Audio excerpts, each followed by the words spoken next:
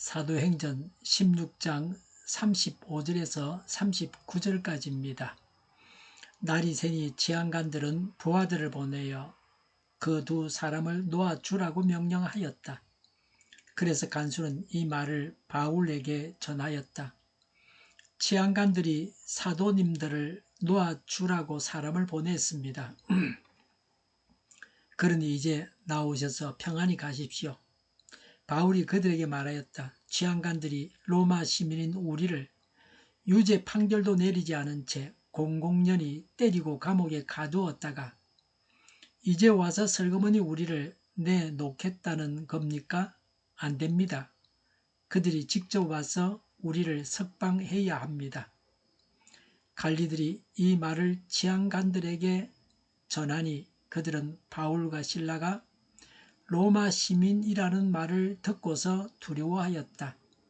그래서 지한관들은 가서 그들을 위로하고 데리고 나가서 그 도시에서 떠나달라고 청하였다.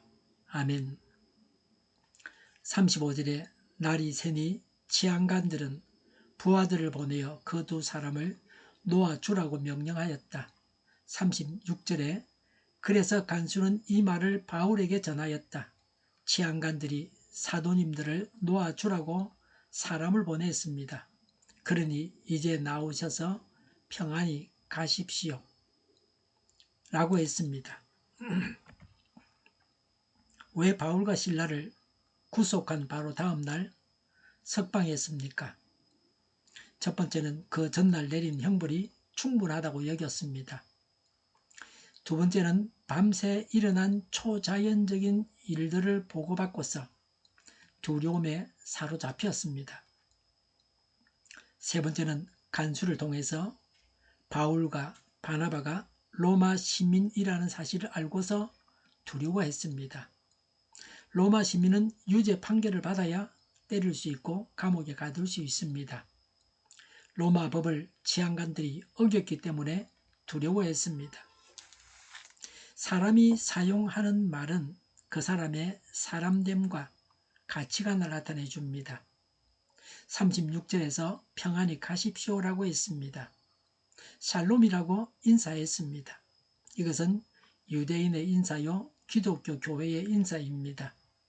간수는 예수님을 믿어서 변화되었습니다. 예수님을 믿는 자들은 생각이 바뀝니다. 하나님은 전능하신 분이시고 나를 사랑하신다는 것을 압니다. 언제나 하나님께 기도하고 간구할 수 있습니다. 하나님의 능력을 구하고 체험합니다. 막히면 하나님께 지혜를 주십사고 간구합니다. 예수님을 믿으면 말이 바뀝니다.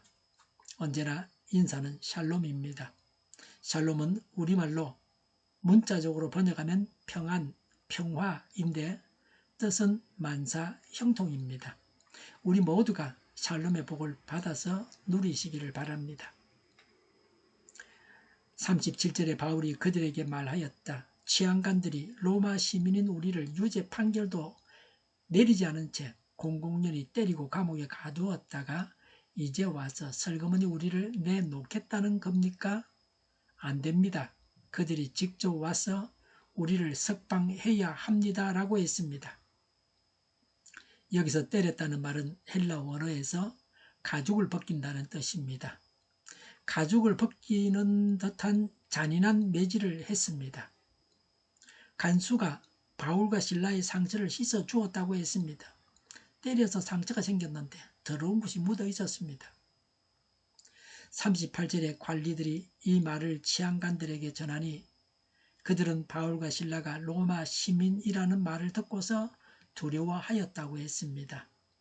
로마 시민을 정식 재판도 없이 채찍으로 때리거나 고문할 수 없습니다. 그리고 판결에 불복해서 상소할 수 있는 특권도 있습니다. 때리고 감옥에 가둔 것은 불법이었습니다.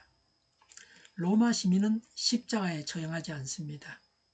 예수님은 로마 시민이 아니셨기 때문에 십자가형을 내릴 수 있었습니다.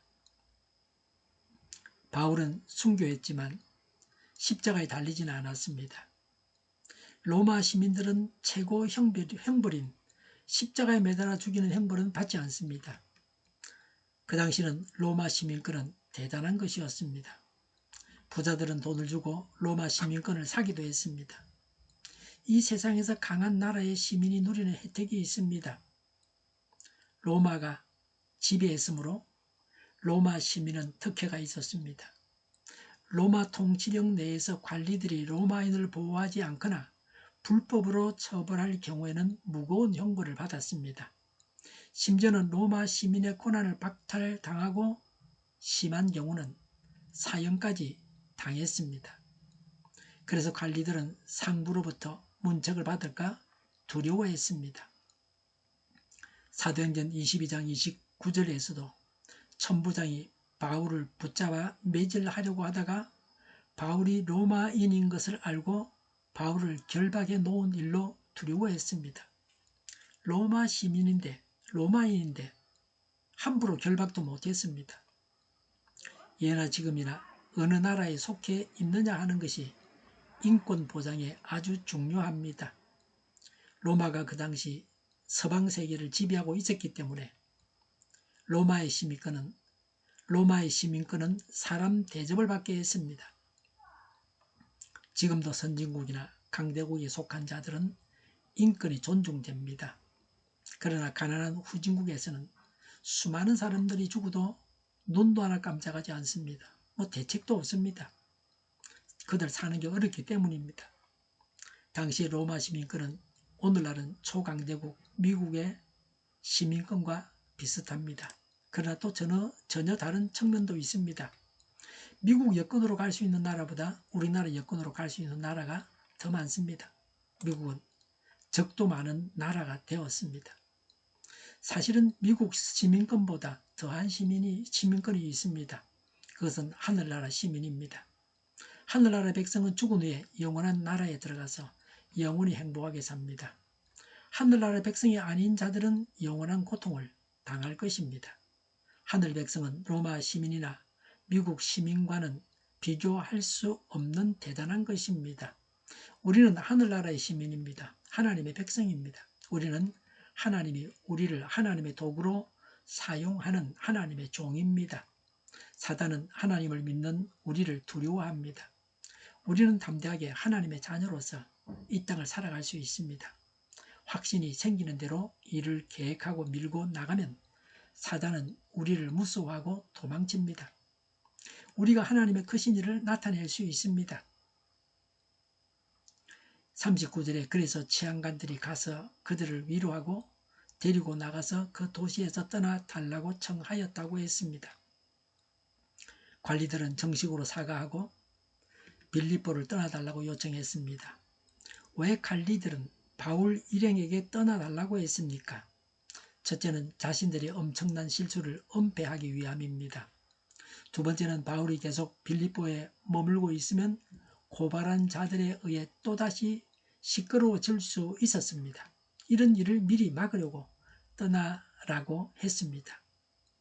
로마 시민은 로마의 행정구역 안에서 어디서나 로마 법의 보호를 받습니다. 본인의 동의가 있을 때만 해당 지방 법률에 따라 재판을 받습니다.